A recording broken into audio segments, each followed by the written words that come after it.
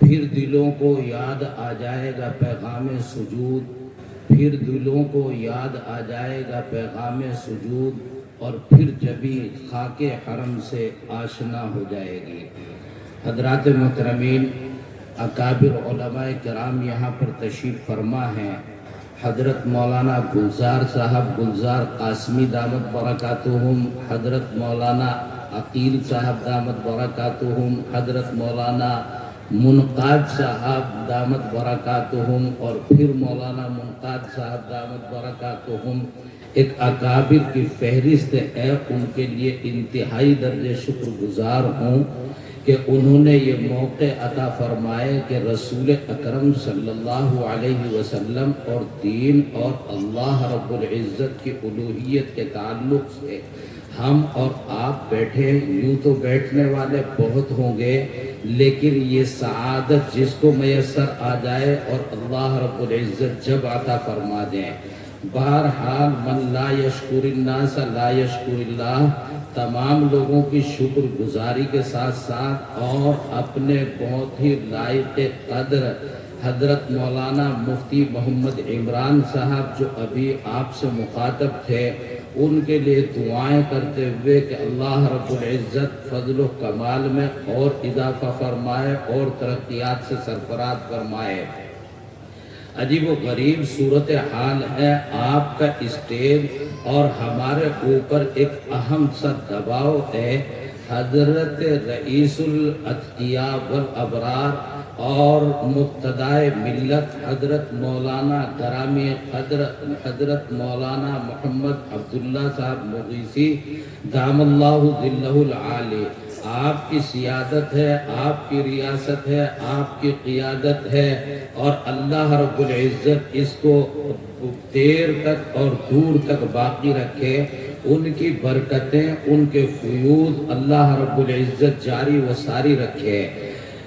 کہنا یہ ہے کہ عجیب صورتحال کے رسول اکرم صلی اللہ تعالی علیہ وسلم کو حضرت حق جل مجدہ نے سب سے آخری پیغمبر، سب سے آخری نبی بنا کر اس دنیا کے اندر بھیجا۔ آپ کے بعد کوئی نبی ذلی ہو، بروزی ہو، حقیقی ہو، مجازی ہو، کوئی نبی کسی طرح کا اس دنیا کے اندر آنے والا نہیں ہے۔ یوں نبی آنے شروع ہو گئے تھے رسول اکرم علیہ السلام کے دور مبارک ہی میں، اور رسول اکرم علیہ السلام نے ارشاد فرما دیا تھا کہ جھوٹے نبی اس دنیا کے اندر آتے رہیں گے۔ آج بھی کچھ لوگ دنیا کے اندر ہیں کہ جو نبوت کے دعوے دار ہیں، مگر کسی طرح کا کوئی نبی جو اپنے کو نبی آ کر کے ہے تو اس سے جھوٹا، اس سے بڑا مکار اس دنیا کے اندر کوئی دوسرا نہیں ہو سکتا۔ الغرض رسول اکرم علیہ السلام آخری نبی ہے، اور قرآن کریم میں بیان کیا گیا کہ پہلے سے انبیاء علیہ السلام حضرت نبی اکرم صلی اللہ علیہ وسلم کے آنے کے لیے دعا کرتے تھے۔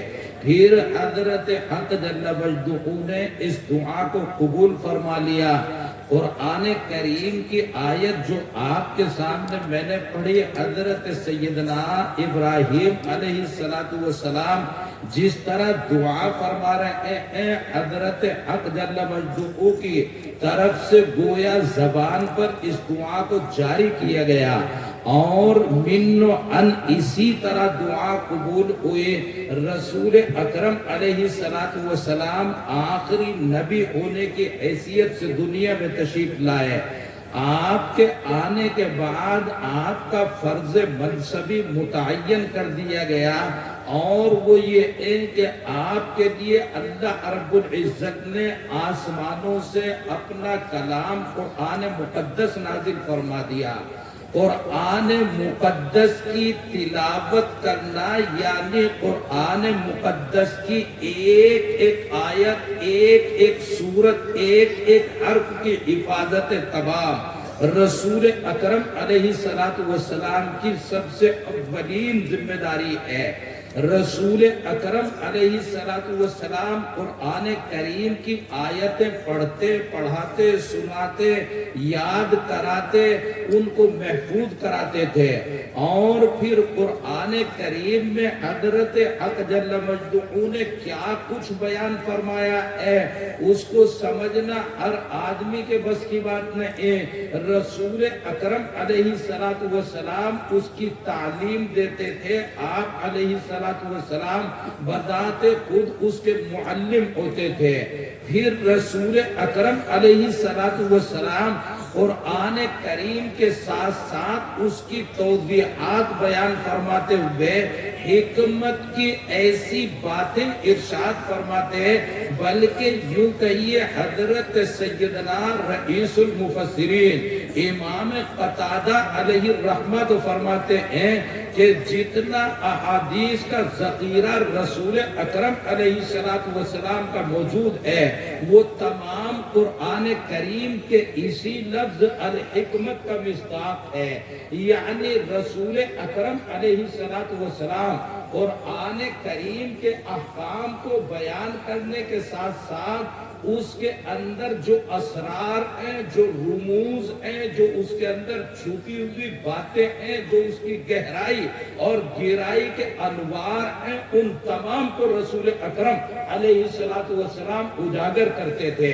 اور اس طرح جب رسول اکرم علیہ السلام یہ اجاگر کرتے تو لوگوں کے قلوب نور سے منور ہونے لگتے تھے۔ بخاری شریف میں صحابہ رضی اللہ تعالی عنہم اجمعین بیان فرماتے ہیں، ارشاد فرمایا کہ ہم اللہ پر ایمان لے آئے، پھر ہم نے قرآن کریم کو پڑھا، فَازْدَدْنَا بِهِ ایمانا، تو جب قرآن کریم کو پڑھتے تھے ہمارے ایمان میں اضافہ اور جلا پیدا ہوتا چلا جاتا تھا۔ یہیں سے محدثین اور مولویوں کی بحث چھڑ گئی ہے کہ جناب ایمان کمی زیادتی کو قبول کرتا ہے یا نہیں کرتا۔ الغرض وہ درسگاہوں کا مسئلہ ہے۔ رسول اکرم علیہ السلام کہ مشن کا آغاز قرآن کریم کی تلاوت سے ہوتا ہے۔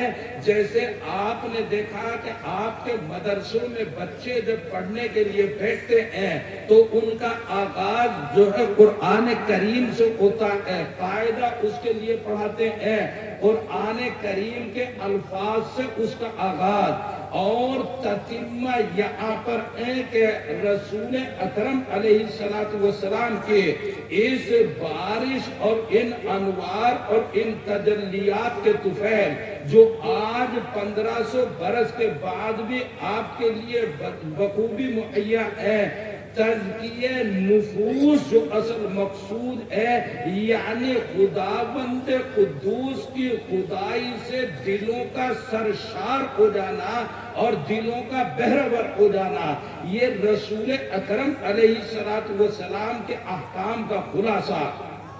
لیکن جب رسول اکرم علیہ السلام ان احکام کو بیان کرنے کے لیے نکلے تو آپ کی طرح مجمع رسول اکرم علیہ السلام کی طرف متوجہ نہیں تھا۔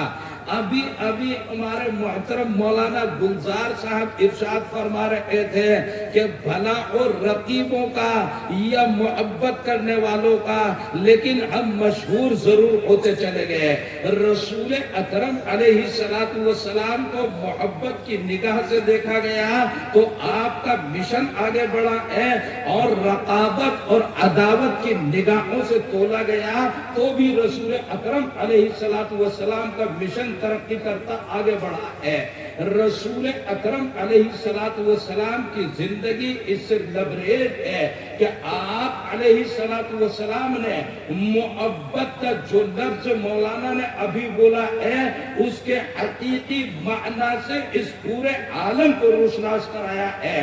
حضرت رسول اکرم علیہ السلام بذات خود مسجد نبوی میں تشریف فرما ہے. آپ علیہ السلام کا دور مبارک ہے اور مسجد کچی ایک فرش موجود نہیں ہے، مٹی کی مسجد بنی ہوئی ہے. ایک آدمی دیہات سے آیا ہے اور آنے کے بعد مسجد میں تو نماز پڑھنی تھی، لیکن گیا اور مسجد کے اندر بیٹھ کر پیشاب کرنے لگا. صحابہ جو ادھر ادھر بیٹھے ہوئے اللہ اللہ کر رہے تھے، انہوں نے جو دیکھا دوڑے ہیں. مسجد میں کوئی آدمی پیشاب کرنے آ جائے تو تم کیا کرو گے؟ حالانکہ ہم تو بہت ضعیف الایمان کمزور لوگ ہیں. صحابہ تو پختہ ایمان والے تھے، وہ بھاگے بھاگے دوڑے پکڑے اس کو اور پیٹے اسے. رسول اکرم علیہ السلام نے دیکھ لیا، ارشاد فرمایا کہ رکو، کوئی اس کو کچھ نہ کہے. پیشاب درمیان میں اگر روک دیا گیا تو کہیں اس کو کوئی بیماری لاحق نہ ہو جائے. سب کو اشارے سے روک دیا گیا. جب وہ صاحب پیشاب سے فارغ ہو گئے تو پھر ان کو بلایا اور بلا کر کہا کہ بھائی شاید آپ کو معلوم نہیں، مسجدیں جو ہے پاک صاف جگہ ہوتی ہے اور ان میں پیشاب کرنا بالکل ہی جائز نہیں ہوتا. آئندہ آپ احتیاط کریں گے تو اللہ کی عبادت کے لیے بنائی گئی ہے. اور جو صحابہ پکڑنے آ رہے تھے وہ تو اپنی ڈیوٹی ان کو ڈانٹ ڈپٹ اور زجر و توبیخ کی لگا رہے تھے. رسول اکرم علیہ السلام نے ڈیوٹی لگائی کہ بالٹی پانی کی بھر کے لاؤ اور جہاں پر اس نے پیشاب کیا ہے وہاں پانی بہا دو تاکہ زمین پاک اور صاف ہو جائے. نجد کے ایک آدمی ہے، ایک صاحب ہے، وہ جنگی قیدی ہو کر رسول اکرم علیہ السلام کی پکڑ میں آ گئے. یمامہ ایک علاقے کا نام ہے نجد کی طرف. بنو حنیفہ کے یہ ایک آدمی ہے. بخاری شریف میں روایت موجود ہے کہ پکڑ کے ان کو جنگی مجرم اور قیدی کے طور پر لایا گیا اور صحابہ نے لا کر مسجد کا جو کھجور کے تنے کا بنا ہوا ایک ستون تھا اس ستون سے باندھ دیا. وہاں باضابطہ جیل تو جب تک بنی نہیں تھی تو ستون سے لا کر اس کو باندھ دیا. حضرت رسول اکرم علیہ السلام تشریف لائے ہیں اور حضرت رسول اکرم علیہ السلام نے ان صاحب کا نام لے کر پوچھا کہ ثمامہ ابن اثال کیا حال ہے آپ کے؟ تو ثمامہ نے کہا کہ کیوں محمد ہمارا مذاق اڑاتے ہو؟ حال تو تم دیکھ رہے ہو، یہاں لا کے جو ہے ستون سے بندھوا دیا ہے، قید و صعوبت کی زندگی ہے اور حال پوچھتے ہو. پھر کہنے لگے رسول اکرم علیہ السلام کہ ثمامہ آپ کے ساتھ کیا معاملہ کیا جائے؟ تو جنگی قیدیوں کے ساتھ کیا معاملہ دنیا میں کیا جاتا ہے وہ سمجھتے تھے پورے طور پر. وہ جنگی قیدی ثمامہ کہنے لگے کہ ان تنعم علی شاکرین وان تنعم علی شاکرین وان تقتل زاد من وان كنت تريد المال فسل تعطى بما شئت. ارشاد فرمایا کہ جناب آپ جو ہے اگر میرے ساتھ کرم فرمائی کر دیں تو میں آپ کا شکر گزار رہوں گا، اور ورنہ تو جنگی قیدیوں کے ساتھ دو ہی سلوک کیے جاتے ہیں. ایک یہ کہ قتل کر دیا جائے، دوسرے یہ کہ مال و دولت کے بدلے چھوڑ دیا جائے. تو آپ تینوں صورتوں میں سے جو صورت اختیار کریں. رسول اکرم علیہ السلام یہ سن کر واپس تشریف لے گئے. اگلے روز پھر تشریف لائے، پھر یہ ایک سوال و جواب، پھر تیسرے روز تشریف لائے، پھر یہ سوال و جواب اتارا لیکن تیسرے دن رسول اکرم علیہ السلام نے صحابہ کو حکم دیا کہ بغیر کسی رد و قدح کے، بغیر کسی ڈانٹ و ڈپٹ کے اس جنگی قیدی کو آزاد کر دیا جائے۔ حضرت رسول اکرم علیہ السلام کے حکم پر جیسے ثمامہ کو چھوڑا گیا، بس وہ تو بھاگے، مسجد سے نکل کے بھاگے۔ صحابہ سوچ رہے ہیں کیوں چھڑوا دیا، کیوں چھڑوا دیا؟ جنگی قیدی یہ تو ہمارا اتنا بڑا دشمن، اتنا بڑا دشمن، ہم میں سے اگر کوئی اس کو پھنس گیا ہوتا تو یہ ہماری گردن اتارے بغیر قطعاً نہ چھوڑتا۔ لیکن یہ عجیب رسول اکرم علیہ السلام اتنی محنت سے ہم پکڑ کر لائے ہیں، اور رسول اکرم علیہ السلام نے اسی طرح اس کو خالی بغیر 2 کوڑی 2 پیسے لیے ہوئے چھوڑوا دیا۔ بس صحابہ تانک میں بیٹھے ہوئے تھے کہ یہ کیا کر رہا ہے، کیا نہیں۔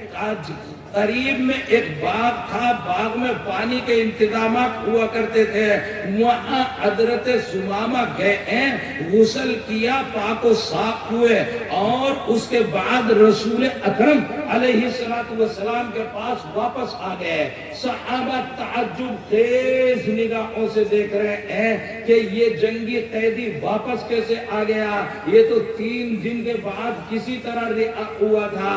حضرت رسول اکرم علیہ السلام نے ارشاد فرمایا، ثمامہ آپ نے ہمیں 3 اختیارات دیے تھے، ایک تو یہ کہا تھا کہ آپ پیسے لے کر ہمیں چھوڑ دیں، ایک کہا تھا کہ آپ چاہیں تو قتل کر ہی ڈالیں گے، تیسری بات آپ نے بذات خود کہی تھی کہ ان تنعم علی شاکرین، کہ جناب آپ چاہیں تو میرے ساتھ احسان کا معاملہ کر دیں اور رعائی عطا فرما دیں۔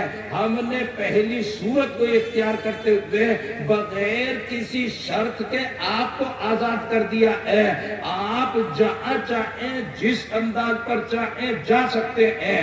حضرت ثمامہ کہتے ہیں کہ امام الانبیاء فداک ابی و امی یا رسول اللہ، عجیب و غریب صورتحال ہے۔ اب آپ اپنا ہمیشہ کا اور دائمی قیدی بنا کر آپ فرماتے ہیں کہ جہاں چاہیں جا سکتے ہیں، آپ آزاد ہیں۔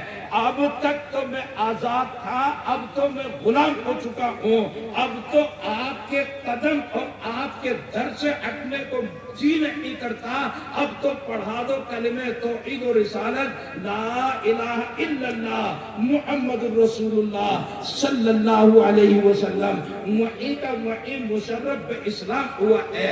عجیب و غریب صورتحال ہے۔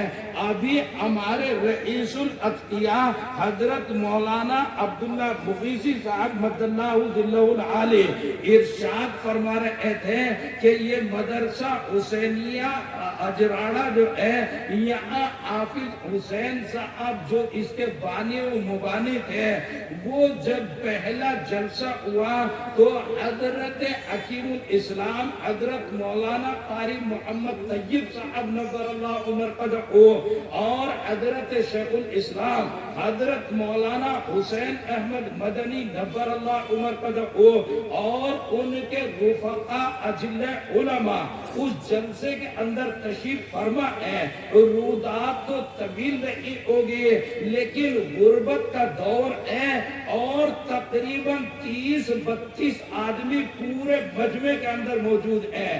اتنے بڑے بڑے پہاڑ علم کے موجود ہیں، پورا دیوبند نہیں بلکہ دیوبندیت اٹھ کر اجراڑے میں ہے۔ عجیب و غریب صورتحال، وہاں تو 30-32 آدمی تقریر سننے والے بیٹھے ہوئے ہیں، تو اور کھانا پینا لینا دینا وہ سارا انتہائی درجے غربت کا عالم ہے، ظاہری بھی اور باطنی بھی عجیب و غریب۔ لیکن ایک صاحب نے ارشاد فرمایا کہ میاں حسین صاحب حافظ صاحب یہ اتنے بڑے بڑے جبال علم ہیں، پوری دیوبندیت اور پورے ترجمان یہاں پر موجود ہے، یہ آپ کا میرا اور اجراڑے کا کوئی کمال نہیں نہیں ہے، کمال اس نسبت کا ہے جو حافظ صاحب آپ کو اللہ رب العزت نے عطا فرمائی ہے۔ کون سی نسبت حافظ حسین صاحب کے پاس تھی؟ وہ نسبت یہ تھی کہ حضرت فقیہ النفس حضرت مولانا رشید احمد گنگوہی نور اللہ مرقدہ دارالعلوم دیوبند کے فارموں پہ شاید آج بھی لکھا ہوا ہو کہ طالب علم داخلہ لیتا ہے تو وہ یہ اقرار کرتا ہے کہ میں حضرت نانوتوی اور حضرت گنگوہی کے مشرب کا پیروکار ہوں۔ یہ سب دستخط کرتے ہوئے طالب علم وہاں پر داخلہ لیتا ہے۔ وہ حضرت گنگوہی علیہ الرحمہ کا متعدد مرتبہ قرآن کریم تراویح میں سن چکے تھے۔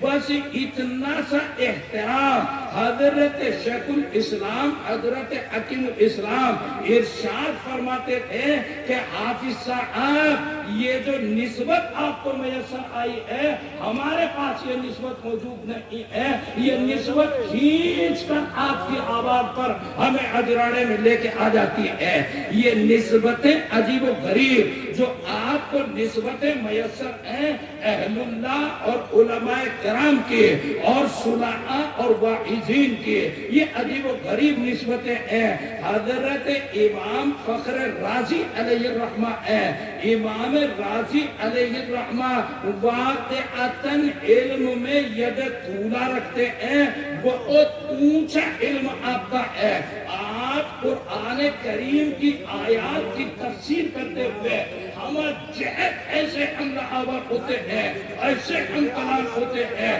نحو کیا ہے، صرف کیا ہے، بیان کیا ہے، بدیع کیا ہے، حکمہ کے اقوال کیا ہے، اطباء کے اقوال کیا ہے، حالات حاضرہ پر آیات کے انطباق و تطبیق کی کیا شکلیں ہیں، ہم جہت کلام کرتے ہوئے ایسا عجیب و غریب علم اللہ رب العزت نے عطا فرمایا۔ آپ یہاں رہ میں پیدا ہوئے لیکن آپ کے علم کے حاصل کرنے کے شوق و ذوق یا آپ کے تعلیم و تعلم نے آپ کو دور دراز علاقوں تک پہنچایا۔ جب ایک مرتبہ وہ رہ میں واپس تشریف لائے، یہی جو ہے افغانستان اور سمرقند و بخارا کا علاقہ ہے، مقام رہ میں تشریف لائے تو مولوی تو جانتے تھے کہ کتنا بڑا مولانا آنے والا ہے، مولویوں کو پتہ چل گیا۔ وہاں مولوی بہت ہوا کرتے تھے، ائمہ، خطبہ، واعظین، مدرسین، وہ دوڑے ہیں چاروں طرف سے اور انہوں نے شور مچایا پورے رہ میں، پورے شہر میں کہ اتنا بڑا مولانا، اتنا بڑا مفسر آنے والا ہے، چلو استقبال کے لیے، چلو استقبال کے لیے۔ بس پورا شہر استقبال کے لیے شہر سے باہر آ گیا۔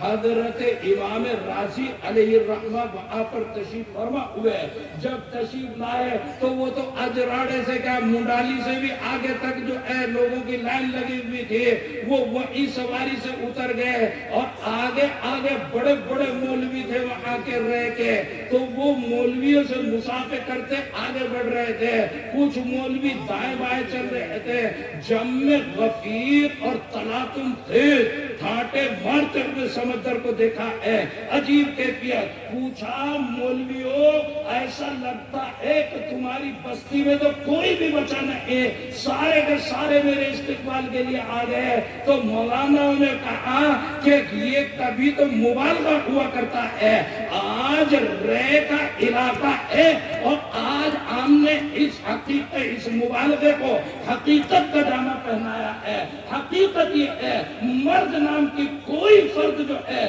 شہر کے اندر موجود نہیں ہے، تمام کے تمام آپ کے اور آپ کے علم کے استقبال کے لیے شہر سے باہر ہیں۔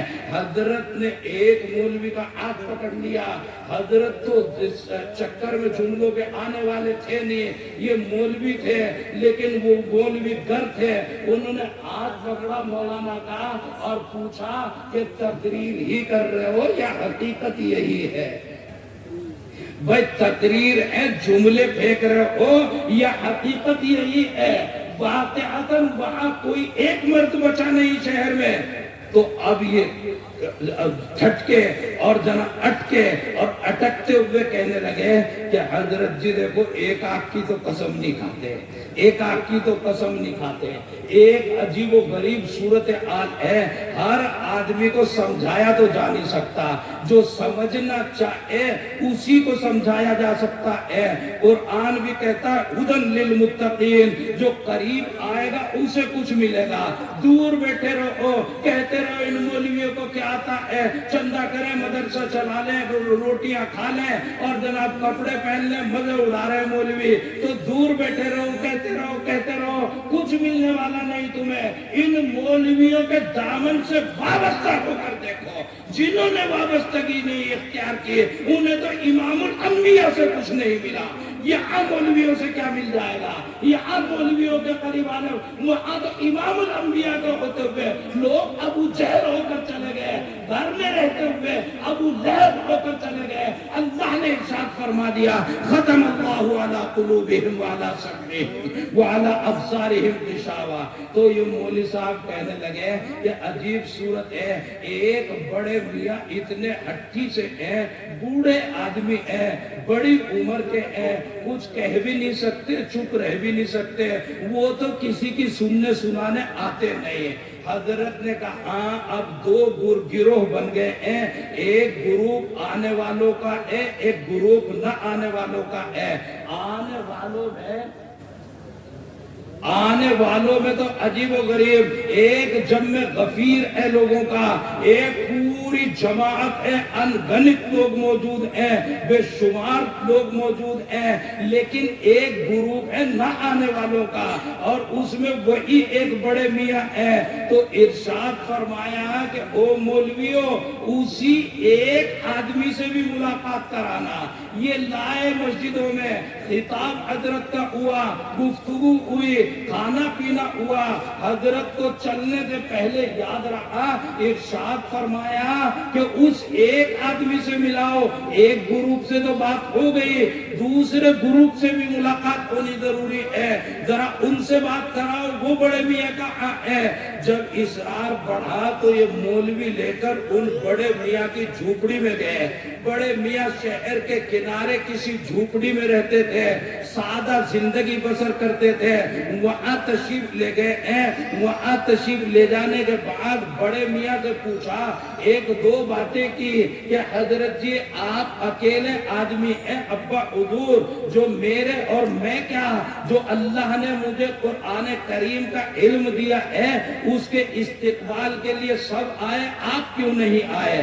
بڑے میاں نے بڑا صرف نظر فرمایا اور عجیب سا جواب دیتے ہوئے کہا کہ میاں راضی، میرے آنے سے تیری توقیر اور عزت میں اضافہ نہیں ہونا تھا اور نہ آنے سے کوئی کمی نہیں ہونی تھی۔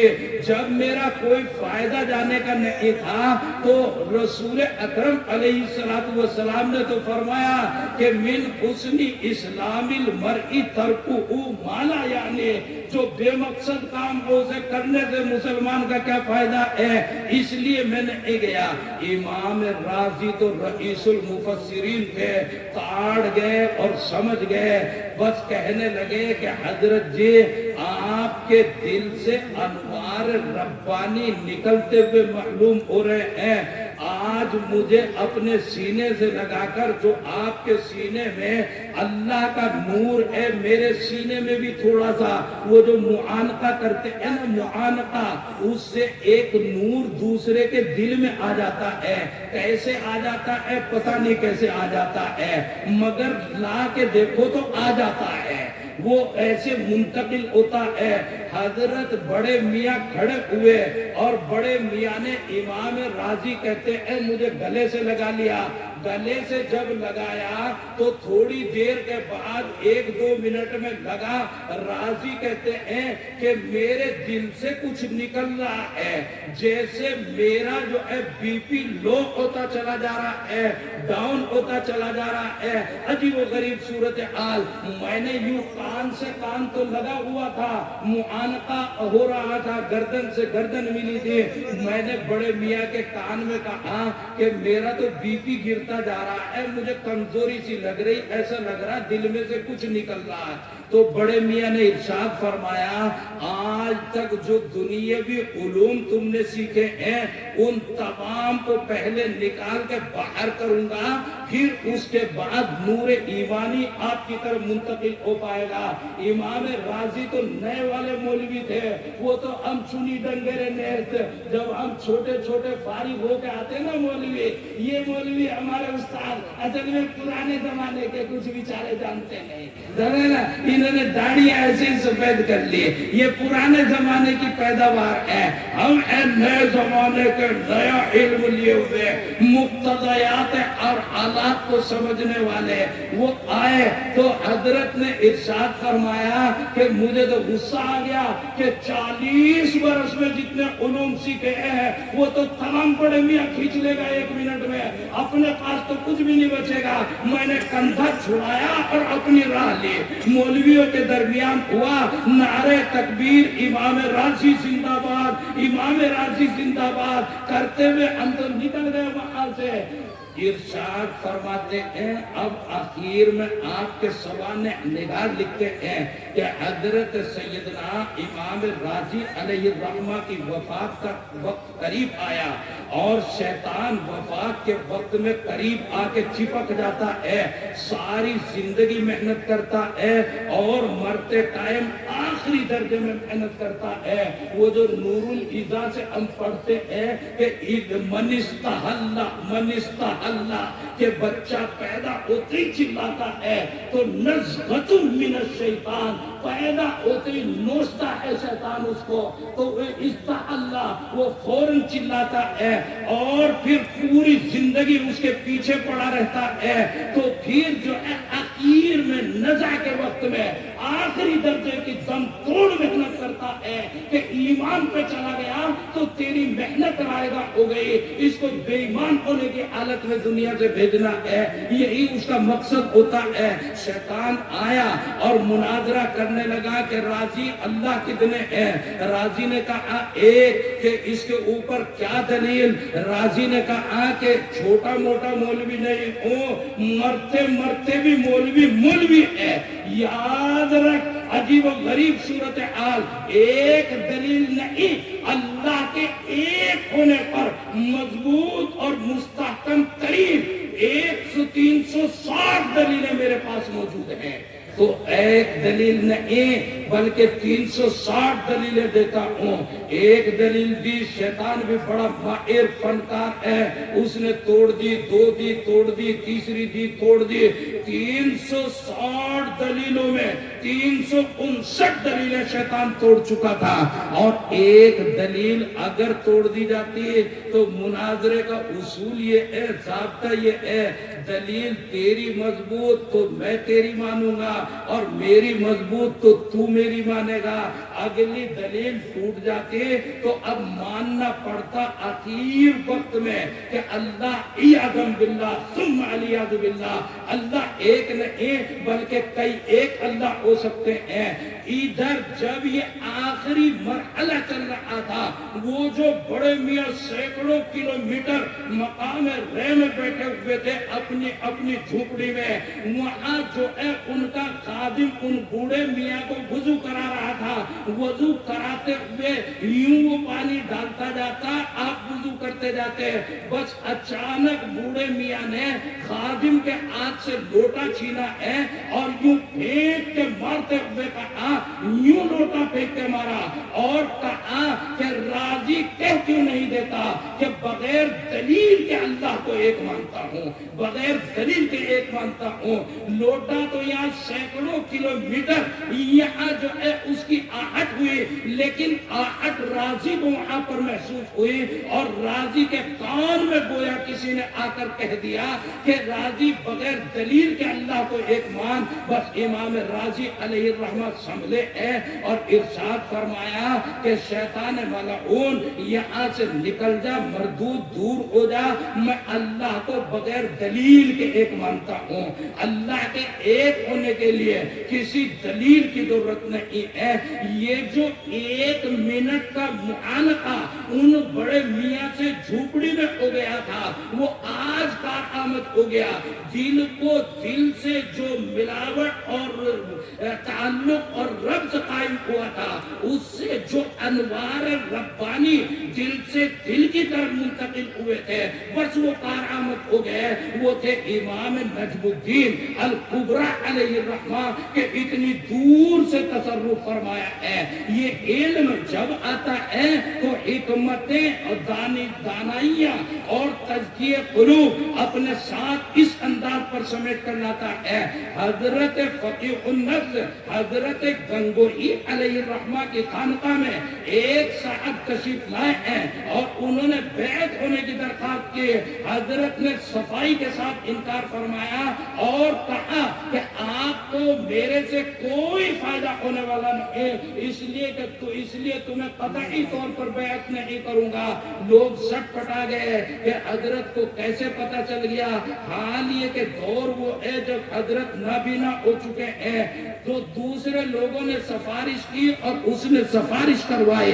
अजी वो गरीब सूरत हाल, सिफारिशों के बावजूद भी हजरत ने उसको कतई तौर पर बैत करने से इनकार फरमा दिया और कहा कि मुमकिन हो तो इसको खानका के करीब भी न आने दिया जाए, इसको कोई फायदा होने वाला नहीं है। हजरत डांट डपट करते हैं, हजरत इंतहाई दर्जे सख्ती से पेश आते हैं। मुरीदों को ताज्जुब होता है, मौलवी अफसोस करते हैं कि हजरत आदत के खिलाफ इतनी ज़जर तौबीह और डांट डपट से क्यों काम लेते हैं। थोड़े दिन के बाद उसका खुल गया है कि जनाब वो किसी जगह का कोई ऐसा आदमी जो आपकी रिपोर्टें, आपकी सूरत हाल, आपके ईमान फैलाने के तौर और तरीक उन तमाम के लिए जासूसी करने के लिए आया था। हालांकि हजरत गंगोही अलैहिर्रहमा तो नाबीना है इस वक्त में, उनको कुछ भी पता नहीं। अलगरज कहना ये है कि ये कुरान करीम का इल्म है। कुरान करीम का इल्म जब आता है वो अनवार अपने साथ लेकर आता है। ये अलग बात है कि कभी अनवार का गलबा होता है तो खानका वजूद में आती है और कभी इल्म का गलबा होता है तो मदरसे वजूद में आते हैं। ये इल्म का कभी कभी दोनों चीजें मिल जाती है तो एक साथ खानका भी चलती है और मदरसा भी चलता है। आपके यहाँ तो खानका भी है और मदरसा भी है, यानी गालिबुल इल्म लोग भी हैं और गालिबुल तज़किया लोग भी मौजूद हैं, दोनों तरह के लोग मौजूद हैं। एक बात आपके सामने जाते जाते अर्ज करता चलो, ये क्या कहते हैं कि अमीर जम्मे अहबाब हाल दिल कहले, फिर इल्तिफाते दिल दोस्ता रहे न रहे। हजरत सैयदना इमाम अहमद इब्न हंबल अलैहिर्रहमा सफर करते हुए किसी देहात में जाके फंस गए। रात को न आगे बढ़ सके न पीछे हट सके। ईशा के बाद मुअज्जिन ने मस्जिद से निकालने की कोशिश तमाम की और हजरत जी कोशिश करते रहे कि जनाब मुझे रात गुजारने का मौका दे, मगर मुअज्जिन ने एक न सुनी और आपको मस्जिद से बाहर निकाल दिया। उन्होंने कहा मैं मुसाफिर कहाँ जाऊंगा, कहीं जा सफर से पहले सोचता, आपको मस्जिद में ठहरने की इजाजत नहीं है। बराबर में किसी का तन्नूर होटल वाला होगा कोई, वो नान लगाने वाला माजरा देख रहा था कि बूढ़े मियाँ को मस्जिद से धक्के मारकर कोई मुअज्जिन निकालना है। उसे रहम आया और वो बड़े मियाँ के करीब आया, कहने लगा बड़े मियाँ तुम मेरे घर चलो और रात को मेरे घर खाना खाओ, मेरे घर क़याम करो। इतना कह के हजरत इमाम साहब के जान में जान आ गई, वो तो उनके साथ चल दिए। ये जो नान भाई था, नान लगाने वाला, ये अपना कुछ पढ़ते हुए चल रहा है, कलमा और दरूद शरीफ जो भी कुछ इसको आता है अल्लाह अल्लाह करते। घर गया बस जितनी जरूरत है मेजबानी की, खाना लेंगे फिर वही अल्लाह अल्लाह, पानी लेंगे फिर वही अल्लाह अल्लाह, बिस्तर का इंतजाम कर दिया फिर वही अल्लाह अल्लाह। सुबह हुई तो हजरत इमाम साहब को तअज्जुब कि ये आदमी अल्लाह को कितना याद करता है, کتنا یاد کرتا ہے. فرت وجد میں امام صاحب نے ارشاد فرمایا چلتے ہوئے کہ میاں نام لگانے والے تو اتنا اللہ کا نام لیتا ہے تو اللہ تیری تو کوئی دعا رد کبھی نہیں کرتا ہوگا. جو اللہ کو یاد کرے گا اللہ کیوں نہیں اس کو یاد کرے گا؟ اللہ کی عادت تو یہی ہے. لہذا آپ تو بڑے مستجاب الدعوات ہوں گے. وہ تو مستجاب الدعوات کا جملے کا مطلب بھی نہیں جانتا. وہ کہنے لگا کہ حضرت جی بات ایسی ہے میں واقعہ یہ ہے جو دعا کرتا ہوں قبول ہو جاتی ہے. کوئی دعا میں نے نہیں دیکھی کہ رد اللہ کی طرف سے ہوئی ہو. بس ایک دعا ایسی ہے کہ آج تک قبول نہیں ہو کے دے رہی. اللہ جانے کیا مصلحت ہے, اللہ ہی پوری کرے گا. کہ بھئی وہ کون سی دعا ہے کہ اس زمانے کا سب سے بڑا امام احمد ابن حنبل ہے. میں دعا کرتا ہوں اللہ تعالیٰ ان کی زیارت کرا دے, لیکن آج تک ان کی زیارت نصیب نہیں ہے. بس حضرت امام صاحب نے ارشاد فرمایا اب سمجھ میں آیا اللہ کا راز کہ اللہ نے مسجد سے مؤذن سے پٹوا کے کیوں نکلوایا تھا اور تیرے گھر کیوں بھجوایا تھا.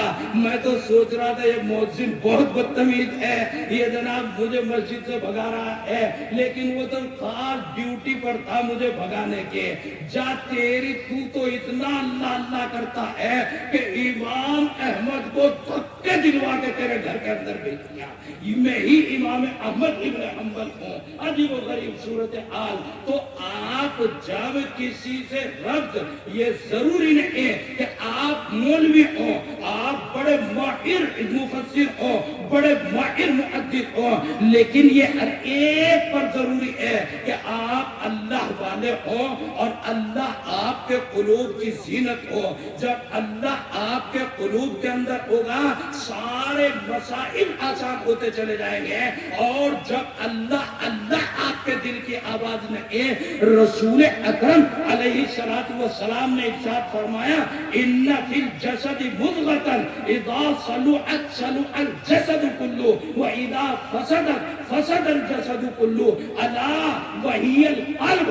اگر آپ کے دل کے اندر الوہیت اور رسالت گھر کر گئی ہے, آپ کے لیے تمام عبادتیں, تمام ریاضتیں, تمام ترک منعیات یہ تمام آپ کے لیے آسان ہو سکتا ہے. لیکن اگر الوہیت سے دل خالی ہے تو پھر مولوی ہو یا عامی ہو, کسی بھی طرح کا آدمی ہو, پھر اللہ کی طرف سے کمالات اور انوار ربانی سے آدمی محروم چلا جاتا ہے.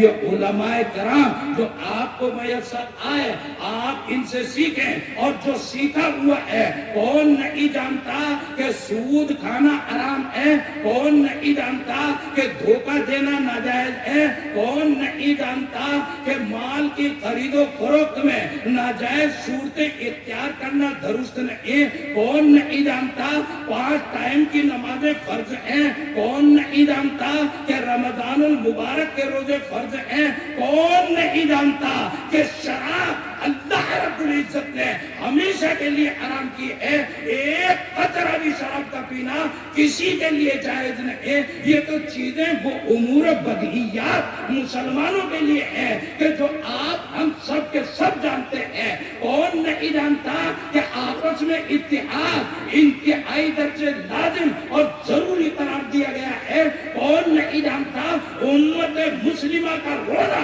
اور ماتم پتا یہ ہے کہ امت مسلمہ ٹکڑوں میں اور ٹکڑیوں میں منتشر ہے. اس کے اتحاد کی انتہائی ترین مشرق و مغرب سے لے کر ضرورت ہے. یہ تمام امور آپ کو بدیہی طور پر معلوم ہے. جو معلوم ہے ان کو مضبوط اور مستحکم انداز پر پکڑو, اختیار کرو, مسلمان ہونے کی کوشش کرو, مسلمان بن کر زندگی گزارنے کی کوشش کرو. اور یہ جو اہل علم اہل بصیرت آپ کو یہ جتھا یہ جماعت حق کا جو اللہ رب العزت نے عطا فرمائی ہے اس کی قدر کرو, پھر جبھی خاک حرم سے آشنا ہو جائے گی. وما علینا الا البلاغ المبین.